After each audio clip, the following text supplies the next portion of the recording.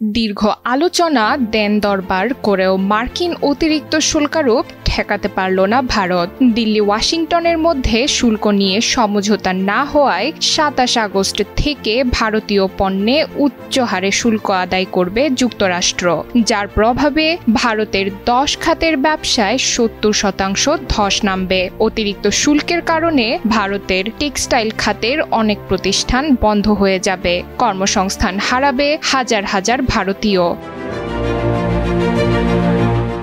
বিশ্বে ব্রাজিলের পর ভারতের উপরই সবচেয়ে বেশি শুল্ক চাপিয়েছে মার্কিন সরকার। ভারত বছরে যুক্তরাষ্ট্রে প্রায় $৮৭ বিলিয়ন পণ্য রপ্তানি করে, যার ২/৩ এখন শুল্কের আওতায় পড়েছে। রাশিয়া থেকে জ্বালানি তেল কেনার অংশ হিসেবে বড় শাস্তি পেল ভারত। ভারতীয়দের সামনে এখন বিকল্প কোনো পথ খোলা নেই, যে কারণে যুক্তরাষ্ট্র থেকে ব্যাপকভাবে রপ্তানি কমানোর প্রস্তুতি নিচ্ছেন ভারতীয় রপ্তানিকারকরা।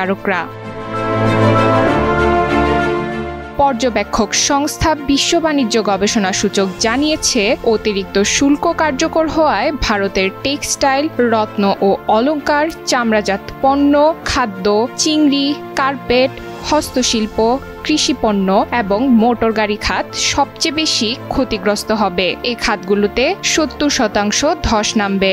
সব মিলিয়ে যুক্তরাষ্ট্রে এই পণ্যগুলোর রপ্তানির পরিমাণ ৪৩% হ্রাস পাবে। বেসরকারি খাতের বিশ্লেষকরা বলছেন, ৫০% শুল্ক ভারতের অর্থনীতি ও কর্পোরেট মুনাফায় বড় ধাক্কা খাবে।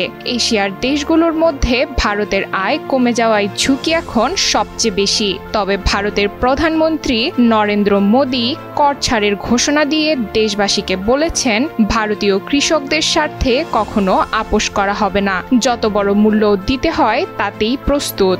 ভারত সরকারের প্রস্তাবিত কর ছাড় সুবিধা আংশিক ভাবে ক্ষতি পুষিয়ে দিতে পারে।